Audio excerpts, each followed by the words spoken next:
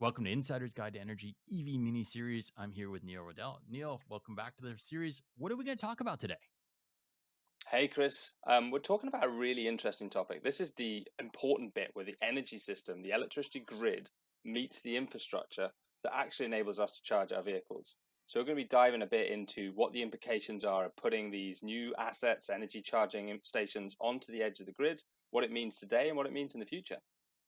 Well, I am super excited about the topic. Let's bring our guest on and find out more. Yeah, cool. So we're introducing John Glassmire from Hitachi. It's one of the world's mega cos. And John's hopefully going to be telling us a bit more about what he does, where he's come from, and how he got into the role he does today. So welcome, John. Thank you, Chris. Thank you, Neil. I'm thrilled to be here today. So I guess I'll lead off with the introduction you asked for. So I've been working in energy systems for about 15 years now. So a little bit of experience under my belt, and I've done it from a range of perspectives. I've worked on big centralized power plants as well as on the full other side of the meter. Um, I've had a bunch of experience working on energy efficiency and enablement more recently. And by more recently, I'd say the past decade, I've been focused on microgrid technologies. Part of the grid edge solution set of technologies that you referred to, really helping people to understand what is this technology, how do you use decentralized technologies like this to overcome obstacles, be they financial, physical, electrical, what have you, and how do you, I think critically, how do you electrify everything, and how do you run those electrified things on renewables? That's a brilliant way to start, isn't it? Because electrification is clearly one of the big things we need to do to tackle climate change, and electrifying transport is a huge part of what we talk about. So where does your role connect with the transport ecosystem? What is it that you do that supports the electrification of our vehicles on the roads today? So I've actually recently moved into a new role. I'm a global product manager for e-mobility for the Hitachi Energy Grid Edge Solutions technology portfolio. And so in that role, it's exactly what we're talking about. It's taking all of these decentralized technologies, be it battery energy storage systems, um, solar photovoltaics, solar PV, all the smart automation and optimization and management of those, so that you can have the energy available at the cost and the sort of cleanliness, sustainability that you'd like to run your EV fleet or clusters of electric vehicles.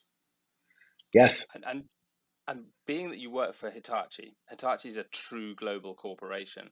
What does global look like to you guys? I mean, where in the world do you operate? How many people have you got? What are your interests in a global sense? I referred to this a little bit. I'm part of Hitachi Energy, which is on a people's basis, maybe 10%, I think, roughly of the Hitachi global corporate group. Hitachi is, of course, headquartered in Tokyo, and Hitachi Energy is headquartered in Switzerland. And in terms of our grid edge solutions portfolio, uh, I think a really interesting stat is we've been doing grid edge solutions for about 30 years in this space, and we have installations on every continent on Earth, including Antarctica, which is, I think, pretty impressive for our legacy. We've deployed more than 250 projects, deploying microgrid and distributed solutions to solve energy challenges, and we're bringing to bear that experience into the e-mobility world. When you bring it to bear in the e-mobility world, what kind of things are you involved in today? Yeah. So I think it's really important to characterize what an EV charger is. So you look at an electric vehicle, and I think a lot of us will immediately think about it as a way to get around, right? It's moving us, it's moving goods, it's moving things anywhere you'd like to go. And as we electrify those and connect them up to the grid, they become two new things to the grid. They become a new critical load because it's really important that we can move goods around. But from the energy management perspective, they also become a distributed energy resource. So when they're connected up, they are part of a microgrid or part of a grid edge ecosystem. And there's a whole bunch of interesting value that you can bring out by putting that together with decentralized solutions and grid edge solutions. And I hope When we'll you talk a say, little bit more about that. Yeah. absolutely, when you say they are a part of a distributed um, architecture, or they're at the edge, are they today, or is that where we're going to go? Because is the software in place to do that today? I mean, some of the larger OEMs just enable two-way battery connectivity to their vehicles, right? So that's becoming mainstream. I don't know if that's mainstream across all the OEMs today. So is this a dream, or is this a reality? So I think a lot of people have been thinking sort of about that first stage of just getting the electric vehicle and getting it connected up to the utility so they can charge it. That's sort of where things have been over the past 5 to 10 years, probably. But there are several deployments, lots of deployments where these are distributed energy resources. And I think let's unpack what we mean by a distributed energy resource in the context of an EV charging infrastructure or EV supply equipment. So you touched on this vehicle to grid, or what can be broadly part of a V2X, vehicle to whatever, vehicle to home, vehicle to business, a bunch of different, just vehicle as a battery, right? And that's certainly one element where we're looking into the future about pulling power out of those vehicles. We do have some pilots where we've done that, so I can circle back to that. But I think when we talk about today in sort of rubber meets the road, to use a nice driving analogy here, that they can be DERs today, because the real need is to start having lots of power being drawn through these EV chargers. And when there's a lot of power being pulled through them, that starts to bump up against some of the way our grid is constructed. It can start to hit constraints, and it can start to affect the cost. And so with that, what I mean today is, as a DER, it's really strategically choosing when to charge those vehicles. And there's a whole bunch of interesting things you can do when you automate it together with other distributed energy resources and optimize those.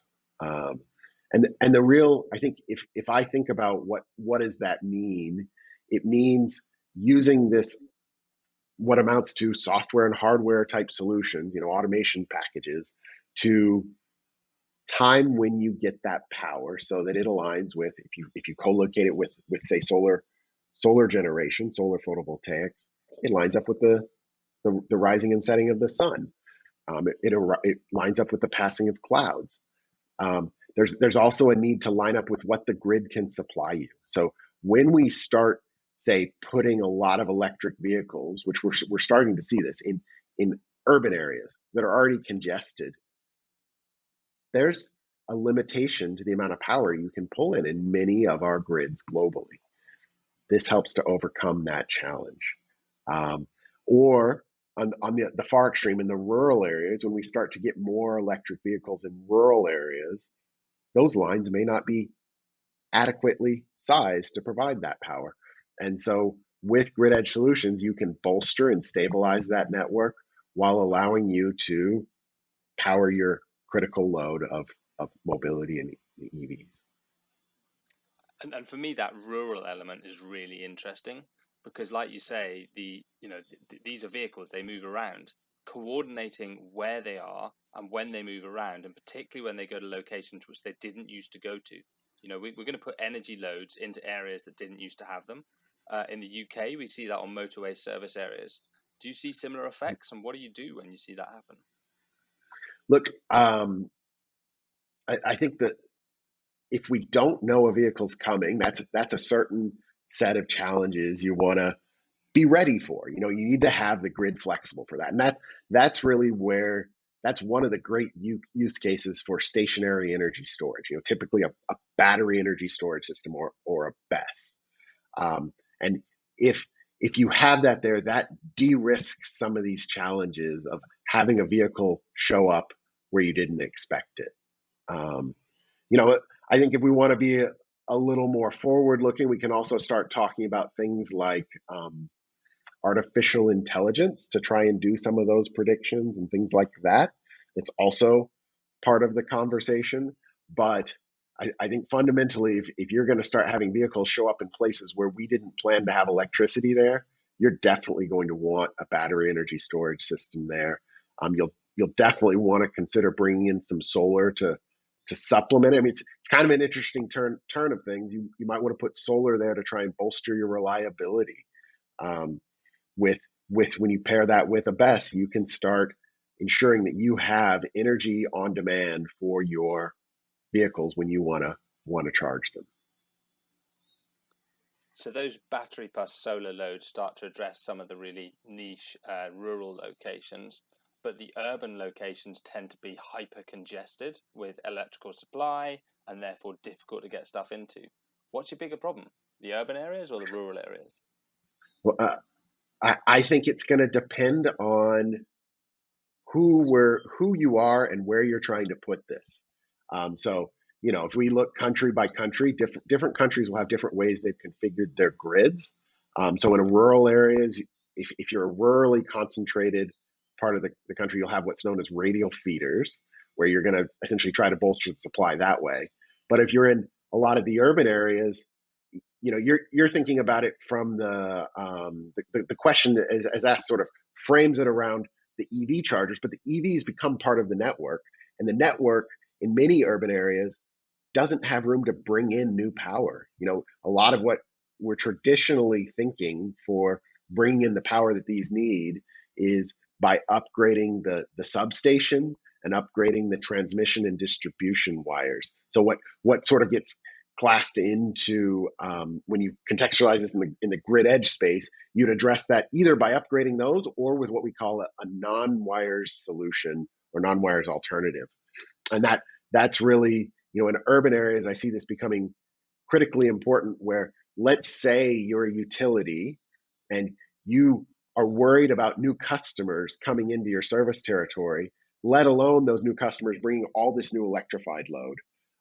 These sorts of technologies in urban areas can address those constraints. They give you a new tool in the tool chest to try and ensure that we have power there to run our society, right? Like that energy is the lifeblood of society. And this, as we electrify things, we're allowing electricity to come and serve some of these new areas. And it's a whole opportunity of pushing us out into using these technologies and doing it in a smarter, more automated way. John, we've been talking a lot of different things. I think that's interesting is both Neil and I are in Europe and you're in North America. So I perceive, being American and sitting in Europe right now, that EVs are maybe going a little faster here percentage wise. What's happening in North America, and how are you planning for the growth? Is the IRA pushing that faster in North America, or is there other legislation that's driving that? I mean, I've heard California is going to have electric trucks possibly, and some other things happening. What's driving the growth, and how fast is it coming?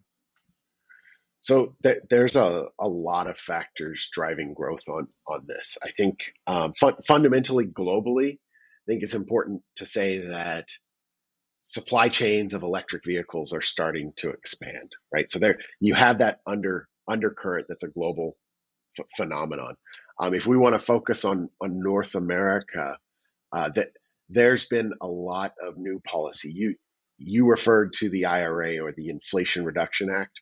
That's an incredibly important piece of legislation at the federal level in the United States, because that has expanded the credits available for electric vehicles, while also expanding the applicability for certain technologies that are enabling this. So, for example, in my Grid Edge Solutions portfolio, it's allowed us to apply incentives to battery energy storage systems in unique ways. It's opening up who can access it and how they can get access to some of that money. You know, and you're also remiss if you're talking about federal legislation to not talk about the IIJA, or Bipartisan Infrastructure.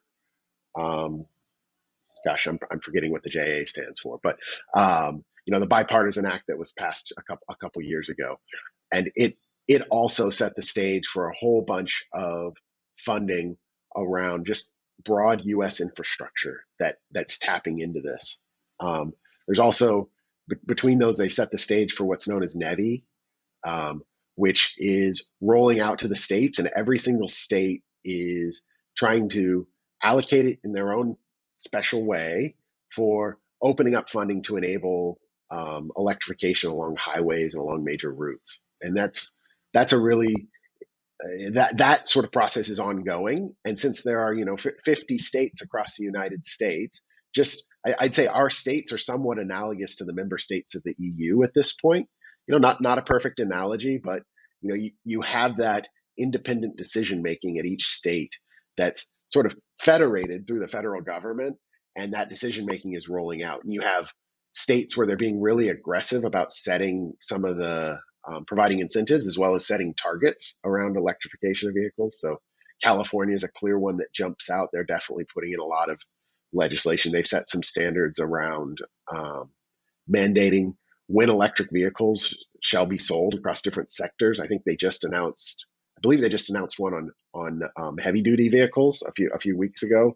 That's not just the light duty vehicles. So that's going to have an impact. You have each state is looking at that. So Washington State, where I live in Seattle, Washington State, they've been sort of looking at the California legislation, and that's rolling out into the state. It's sort of feeding out from one state who tries something, and then other states will pick it up or not. And this one, I guess one of the nice things about it is you end up with a whole bunch of different 50 different laboratories to try out different policy. But the challenge with it is then it's 50 different areas where they're trying out policy.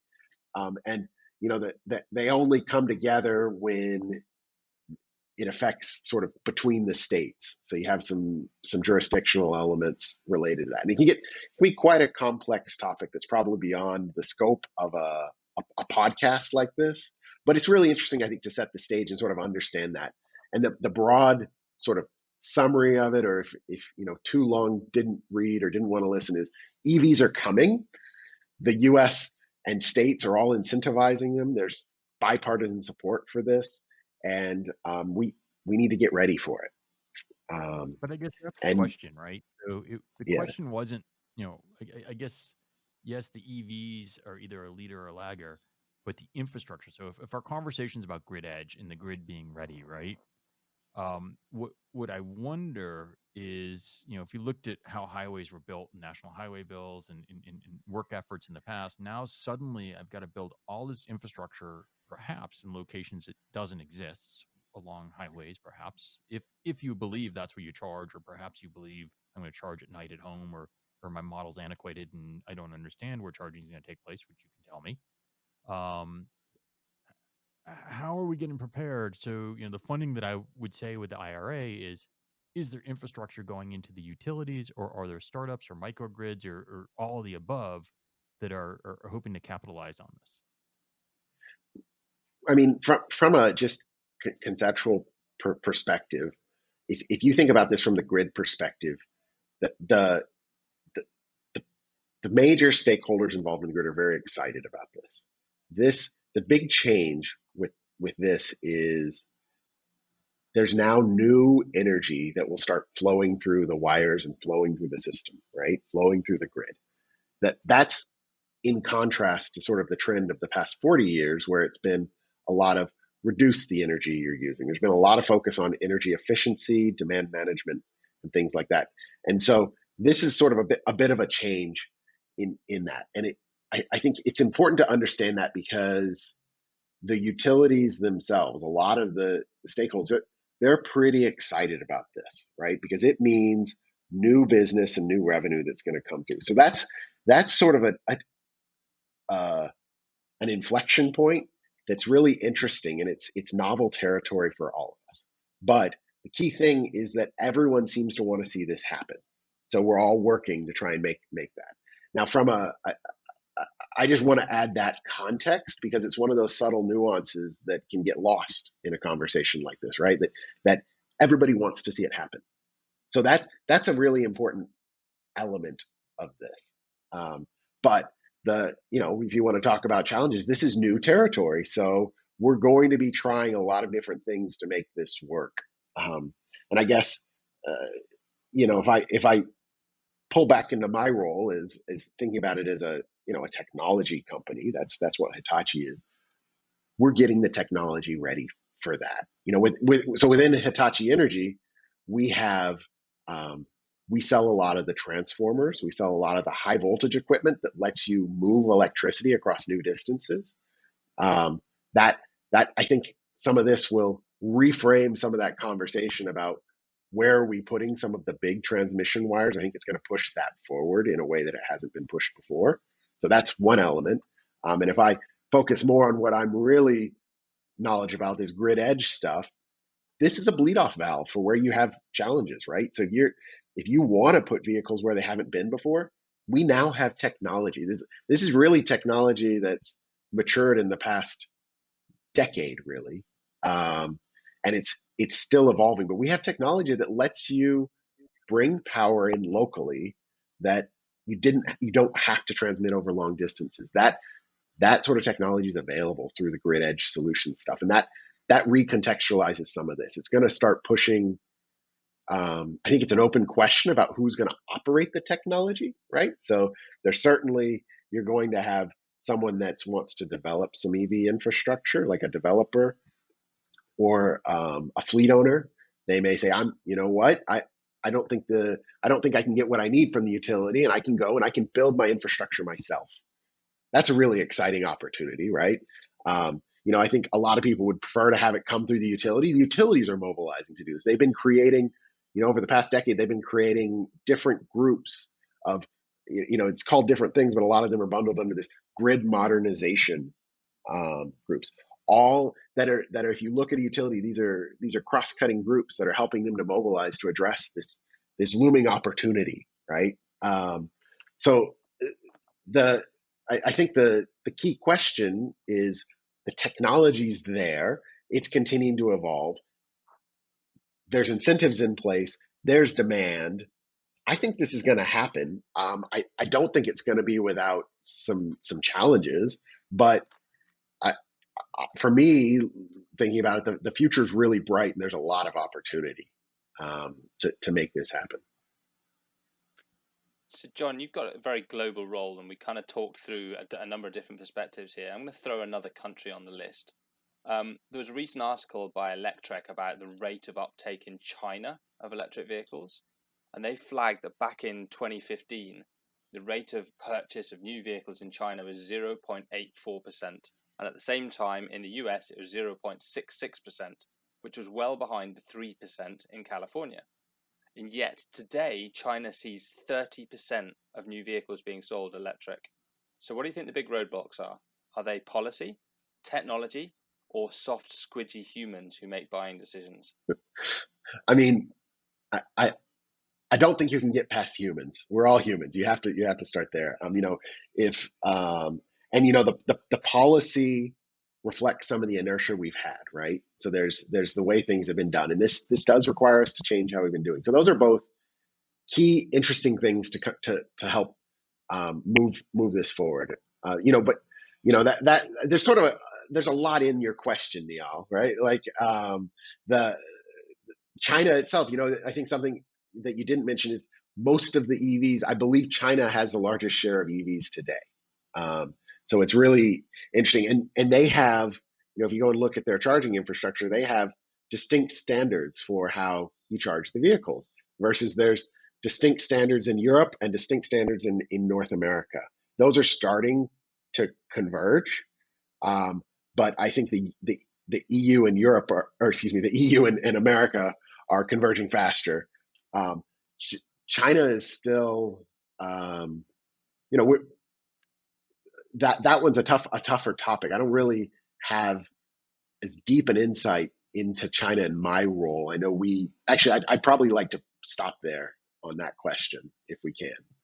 Yep. Because we do, yeah, we do have activity, a lot of activities in China, but I really don't care to talk about um, trade issues and things like that. I don't think that's Yeah. good for anybody. Let's kill that one there. I Yeah, almost said minimum. I'm going to ask you a question about China. Is that okay? Yeah, no, it's honestly, it's fine. I'm just not as knowledgeable about it because China really is developing independently. So, John, one of the things I'm really curious about is what happens when you put really big sites together. One of my former projects I was involved in was the electrification of a bus depot. Big batteries, big chargers, all charging at exactly the same time overnight. Do you see these problems, and how do you tackle them? Yeah, I mean the really when you think about this, it's good to sort of you laid out one use case, right, where it's a depot, and if it's something like buses or potentially a trucking fleet that's owned by a single entity, there you have some pretty good insights into when those vehicles will be there, right? You're going to have some scheduling that can feed in, and what you can do with a depot like that is, that there's a few questions. Do I have enough power that comes into my site?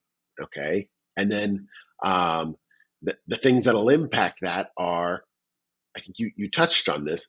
When do I need to charge these vehicles? And this gets into the EV chargers as a distributed energy resource, because if they're plugged in, and let's say it's the example of a bus. You have a typical bus would operate all day and then come back at night, right?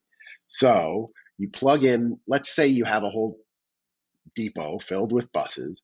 You plug them all in at just the start of the evening, and you then have, say, 10 to 12 hours to figure out how to stagger those, and you can limit the draw of power on the grid. You can also synchronize that with whatever on-site generation you might have, and use a battery energy storage system in concert with that to make sure that it all operates together. So really what you end up having in scenarios like that is a new energy management opportunity, right? And what you want to do is you'd ideally like to have you get the buses plugged in, however you like to do that, and then you manage the charge as part of a broader energy management solution. So the chargers are one part. You'd have other distributed energy resources like battery energy storage systems and solar, and then you'd have a set of rules with which you are allowed to purchase energy from the utility, as well as some constraints on that and some pricing on that. And if you do this strategically, you can overcome certain grid constraints you might have had from your utility, while also reducing the peak amount of power you have to pull in. And that becomes really important because with large energy users, they tend to get charged by the peak amount of power that they have to pull in from that utility. So if you can reduce that, that effectively reduces the fuel cost for powering all those vehicles. So that's one use case of all these vehicles clustered together. But you also have use cases like, say it's a charger where vehicles come and go as they please, right? Maybe public charging or something like that. And you can maybe have a little bit less insight about when you'll have vehicles there, but you can still control how fast you charge them and dispatch local resources to meet those demands. You can, based on the flow of the energy coming from the sun through your solar photovoltaic panels, you can pair that in with a battery to flatten things out and keep your costs manageable. And if you're in those scenarios, that I think I sort of focused on this demand limiting, meaning ensuring you don't try to pull too much power, or you don't pull more power than you'd like to pay for. Flatten that out. But with these types of technologies, you enter into a space of what we call the value stack. And so that's one of the values that you'd get out of trying to solve this energy management challenge.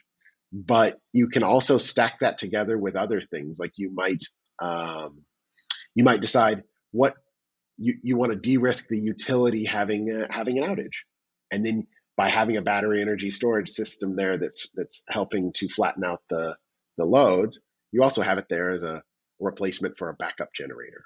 Or if you automate it to appropriately, you can have it, if there's a grid connection, you can have your your fuel come directly from the sun through solar panels into your battery energy storage, creating a long-term, ability to have some resiliency. And if you really want to have some extra resiliency, you can pair that with a backup generator of, whatever traditional fuel you'd like to put in there, or even decarbonized fuel, and dispatch that in harmonization to add not just reliability, meaning addressing some of the short-term outages, but longer-term resiliency for say you'd like to have that fleet powered under the threat of, say, a tropical storm or a wildfire or something else that's a longer-term outage. So that's this reliability resiliency becomes part of your value stack. And just while we're sort of talking about this use case, you might have that battery energy storage sitting there to flatten things out, and together with the solar offering reliability and resiliency.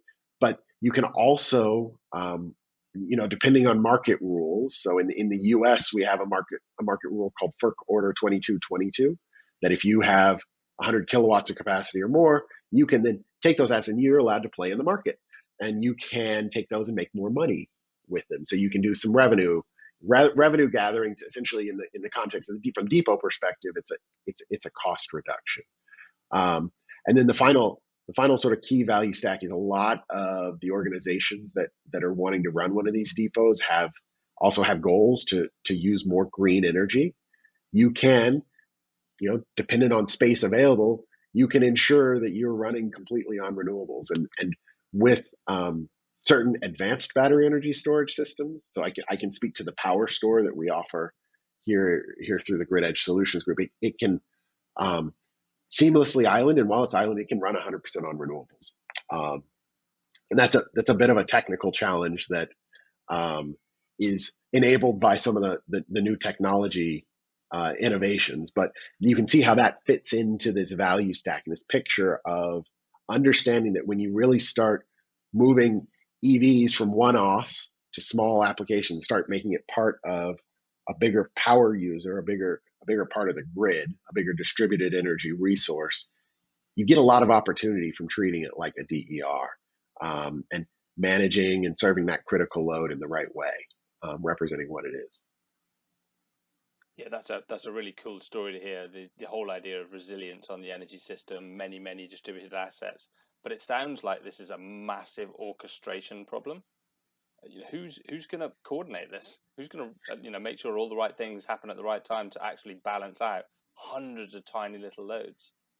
So that's a great question, and I feel like I'm really well positioned to answer that, because we have our eMesh portfolio, of which the Power Store battery energy storage system is one component.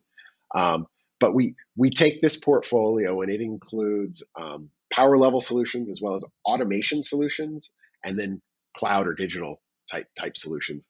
And by putting those all together, you can harmonize this whole dance. So that it's the automation layer that's really the key piece here. And in automation, what that entails is it entails connecting everything together, not just electrically. So, John, we talked a lot about all of these DERs, these vehicles, this infrastructure that's deployed all across the country. But this sounds like one massive orchestration problem. Who is it that's going to bring all this together and actually make it all work? So that's actually a great question. I feel like I'm really well positioned to answer that in my new role. So that I think the key challenges we're likely to face are going to be through getting the power out through the distribution system. And so with a grid edge solution, what a grid edge solution includes, it's a portfolio of things. So you include the battery energy storage system, as well as you'll include an automation layer that includes optimization, automation, control, as well as coordination of all these assets. So you really have, in this automation layer, you'd have those different levels that you can then take up into the cloud through a digital layer. And the way we do that at Hitachi Energy, it's called our eMesh portfolio, which is a vertically integrated portfolio that we apply to harmonize and coordinate the operation of all of these things. So this is part of the reason when we let off, I said, think about these as DERs, because once they're a DER, you can then leverage long history that's been doing it. We've been doing this type of stuff for 30 years. So you bring that in, and when you apply a grid edge approach to it, you can connect up all these different devices, set up interfaces, make sure that they can all talk together. And once they're all talking together, you can control them. And then you can use a lot of smart analytics. You can use AI. You can use things like that to optimize them, and address a lot of these challenges. So you suddenly got all of these assets under your control, and there's a central mind, a hive mind, controlling the way that they operate and dispatch.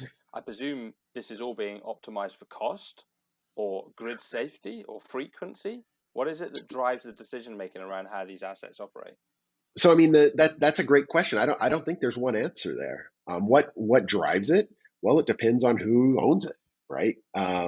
And different players in the utility space may have different opinions about what they should drive it. So let's say you're a company that has an ESG goal. You might want to optimize the use of renewables rather than focus on, and that may indirectly affect your cost. You may have an internal price of carbon that you can use to apply to that. And if you do that, you could also then reframe that into optimizing the renewables around a cost problem, right? So I would say, I always like to throw out that example. You can optimize how you want, but I'd say most people are going to optimize on cost. Total cost is a great thing to optimize around. But let's say you're in an area that's under natural threat. With climate change, we're seeing a whole bunch of new threats that we haven't seen before with a whole increased level of frequency. You might, under certain situations, want to optimize for hardening, right? You know that a hurricane's coming. You'd like to go and say, I need to optimize my system so that I'm ready when this hurricane hits. You can go and re-optimize with a focus towards having all of those assets charged up or whatever defines hardening for you, but get them ready for that event to come, so that you're ready to have your, ready to address those when that event happens. And we talked earlier a little bit about vehicle to grid. Can we double click on vehicle to grid, have a little bit of a deeper look? What do you guys do? What do you see? Where's this system going? I think we've all established it's really, really important that we can use all these assets, these batteries, to do cool stuff. But what's it going to take to really make it mainstream? And where do you see that happening first? Yeah, and actually something you said in there I think is really interesting to make sure we're unpack and make sure that's explicit. When you talk about the batteries, when I think about a grid edge and an EV intersection, there's two sets of batteries. There's the stationary batteries, the battery energy storage systems, and then there's the mobile batteries, the ones that are on all of these vehicles that are moving around. And I think today it's a lot more straightforward to unlock from an energy management perspective the energy in the battery energy storage system, because that's what that technology was designed to do. Whereas you get into the mobile space, and we're just starting to scratch the surface of that. So vehicle to grid's a great example of that. There's a whole bunch of, I guess, business and technical challenges around that, code type challenges as well. But the technology is there. We can do that today. And in fact, we do have a deployment of one of our microgrids in actually just north of me in Seattle. It's actually in a town north of Seattle called Arlington, and it's the Arlington microgrid operated by Snowpud. And that microgrid actually includes a V2G fleet that it dispatches, and that the vehicles, in addition to being transportation for Snowpud's people to get around, it also serves as an energy asset. So when it's operating in just normal blue sky operation, those EVs are plugged in. They're providing services up into the grid to support the battery energy storage system that's also there.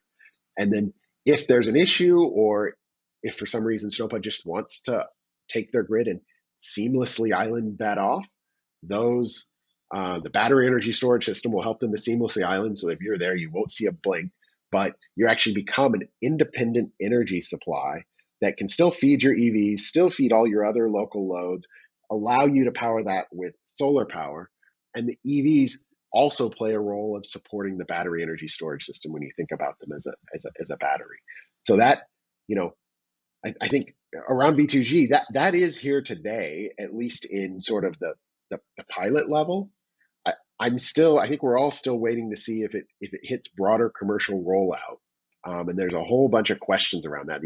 I don't think there's many commercial deployments of that today. They're all sort of still in this pilot stage, but at least from a technology perspective, we've shown that you can do it. We've shown that it works. It then starts to get into, is this something that makes sense? There's something to be said for, you buy an EV and it drives me around. Do you want to try and deal with all the issues of using that to provide these services? And it sort of becomes, well, how valuable are those services, and what are the hurdles to me doing that? There's a bunch of things like that I think in the next maybe 5 to 10 years we'll start seeing more vehicle to grid. But also we're seeing some things. I think we talked about in the V2X space, vehicle to homes a little bit, or just treating it as a battery. That's a pretty neat use case that sidesteps some of these business and organizational challenges that can stand in the way, because it's essentially that EV supplier is essentially providing that uniquely from them. So there's a whole bunch of different questions around that, and when I think about applying this question in the sort of high power space for serving commercial, industrial, large clusters of fleets, large things like that, large power loads, my focus is really on timing when you charge it, so that it's coordinated and harmonized. And that's something that is commercial and we can do today, and you'll make money doing it, or at least reduce costs. How does that work? You talked about all the states being little islands figuring things out. You're one large company, but you're still one company of many aspiring to take this market share and manage this process. So how does everyone play nice in the sandbox and we get to a ecosystem that works well for every EV I buy and whatever operator I have and whatever city I happen to live in? How does that all come to fruition? That's a really great question. There's a couple factors at play. So first, I'll talk about it from my perspective. As Hitachi, what we want to do is we want to tie everything together. We don't mind where you get your technology from. We just want to make sure that it works and is optimized well, right? So that there's an element of, I think this is the spirit of coming to this in good faith to make sure that we play nice with each other. So I'll say that we will play nice with you. Please come play with us first. And then there's also an element of, just think about the EV boom that is coming. There is, I think, globally, not yet enough people working on this. So I sort of want to put out a call to people to come join us. We want to play with you. Please come join us, because there's more than enough work to go around. The challenge, I think, is we do need to come at this with a spirit of working together. There's a whole bunch of learning that, as an industry, we've been taking to heart. I mean, one great example is, you look at the sort of somewhat divided charging systems that are happening around the sort of level 1, level 2 chargers, these CCS, combined charging. You've got the CHAdeMO, you've got all these different ecosystems. They're started to converge, but they're still converging. Versus when we get into powering bigger vehicles, sort of megawatt level, we have a unified standard, MCS, megawatt charging standard, that's developing. So the industry is learning, and we're part of those efforts to try and bring that together. But it's really, I frankly don't think we have a choice but to play nice together as an industry, because that's a necessary requirement. This is an all hands on deck type call to get into it. And I hope that all of the different organizations that we can work with will come at it in the same spirit that we do, of focusing on solving that challenge. So megawatt charging, that sounds pretty awesome. Let's be honest, that's something that me, as a normal person driving a passenger car, is highly unlikely to see that often. This is really trucks, isn't it? This is trucks, heavy goods. How's that going to happen?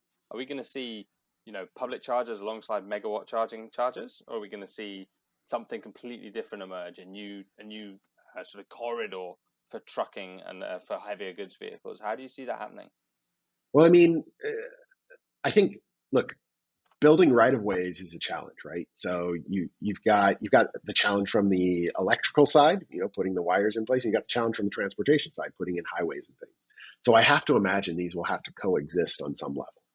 Um, the these future questions, I think it's also worth noting that I don't think anyone has the answer, and I don't think there's going to be a one size fits all for everybody.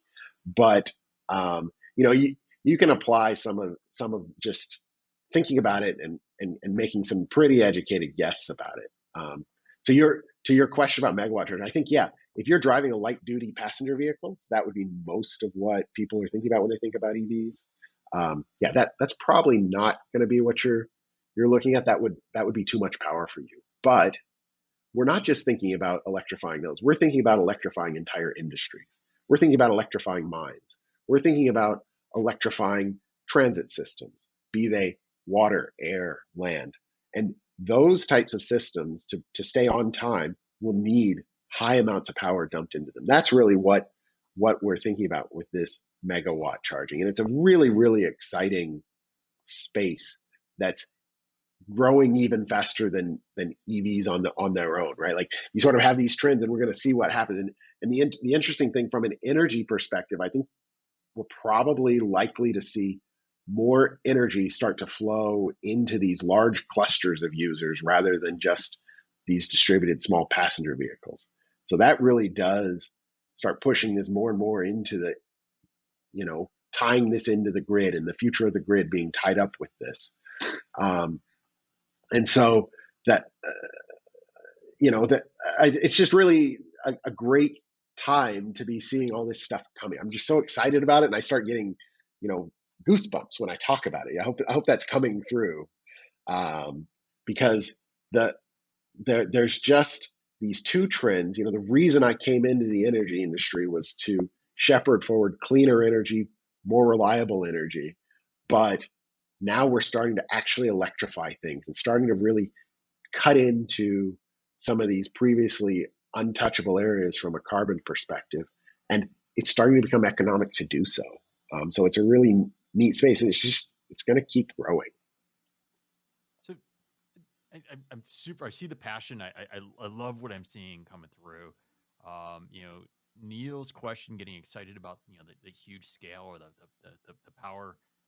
The one area that still I question and is things like airports in places where, so easy enough to anticipate my fleet coming in and scheduling when it's going to be there. But for example, we're recording this right before Easter holiday, right? And so if I go to just about any airport, probably a peak parking demand going on, and imagine 30-40% of our cars are EVs, and I'd like to have them charged when I come back and have it sitting there charged.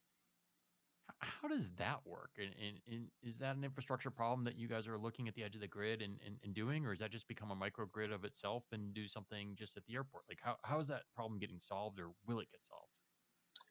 Yeah, I mean, an airport's a really interesting just concentration of newly loads that we can electrify, right? So you immediately think about, well, you can electrify the planes. I think that's probably a little further off, but I definitely have seen some. There's definitely a lot of interest in that. But the vehicles themselves, as a passenger coming in, you ideally might take some public transit. So you'd have those buses that get Says the guy an from the West electric Coast. top up there. What's that? Says the guy from the West Coast. Yeah. Or to you in Europe. I mean, come on. Exactly. And I do here. but still, I think we're gonna. Airports do tend to be concentrated in metro areas, so they'll likely have access to a bus that goes out there that'll need to be charged. They might have a rail that is already electric or being electrified. You'll have passenger vehicles coming in that can be charged. And look, the technology is there to solve this challenge. It's just a question about when do we have enough people that have bought EVs, and when do the decision makers for airports decide they're ready to electrify? Because we're sitting here. Oh, I dropped my ear thing. Hold on, let me put that back in. We're here working on improving our technology, and it's ready to roll out to solve these challenges. But we need policy to drive it. We need stakeholders to decide they're going to do it, And I think that is something that's addressable today, particularly from the passenger vehicle side, the transit side for coming up, and also all the little units that are out shuttling around baggage and all that. That can all be electrified too. And it's just an investment and willingness question. Cool. So we're getting to that point where I get to ask my really interesting question, which is, what's your view on the future? What do you want to see happening? Where's this space going? What are the cool things that we should be aware of? Yeah, I mean, for me, I like, what drives me is I think about the big picture a little bit. I always sort of dive down into the details. I think it's important to move things forward at the detail level, but you have to have a broader vision that drives you. And if you my vision aligns a lot with what Hitachi Energy's vision is of, we are going to electrify everything. We are going to decarbonize everything by putting in renewables everywhere. And those together are going to transform how we move about, how we get our energy, how we use that energy. It's going to fundamentally transform things, because electricity truly is the lifeblood of a modern lifestyle, right? Like I always come back to, anytime I talk about this, I always like to point out that electricity has been the indicator. It's the lifeblood of what drives our modern lifestyles today. And we're going to revolutionize that. We're finally going to decarbonize it, and we're going to electrify more. So I think that's what's going to happen. And we're on, I think if we sort of scale back from that broader, 30 to 100-year vision, today we've hit an inflection point. This is a turning point. We are, for example, in the US, we produced more energy from renewables than we did from coal last year. That's incredible. That is such a transformation from even a decade ago.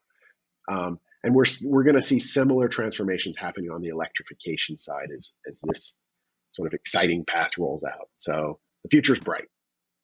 This is awesome. So, John, you've taken us on a journey that's taken us through grid edge, vehicle to grid, some of the sort of geopolitical global questions that you get to look at in your role, Europe and North America. We've touched on depots and fleets, and vehicle to grid twice we went into, megawatt charging. What's your personal experience with driving electric vehicles? What's your view on EVs that are on the road today? So I really like electric vehicles. I think when I think about an electric vehicle, the first thing I think about is the driving experience. It is such a fundamentally different experience from driving an internal combustion car. So, if you're driving in traffic, and let's say, so I've lived in a lot of urban areas. I've lived in Houston, I've driven in Atlanta, and you might have someone who's trying to box you out, if you know that experience. If you're driving an EV, you can zip around them, no problem. It's a lot like just that raw power of, you push the pedal and you slide back in your seat. That's a pretty neat experience. So I like EVs, and I essentially expect that every vehicle that I buy from here on out is going to be electric. That's it. My next car is going to be electric. The one after that, the one after that. Well, awesome. I appreciate you coming on the podcast, the EV miniseries, helping share your views, a little bit of what Hitachi's doing. Thank you so much for being our guest today, John. It's been a real pleasure. I appreciate the time, and glad to speak with you both. For our audience, we hope you've enjoyed this episode of the EV miniseries. We have lots of content still to come. If you're just joining us, go back and listen to the earlier episodes of the EV miniseries. Follow it, like us, follow us on LinkedIn, follow us on YouTube, and we'll talk to you again next time. Bye-bye.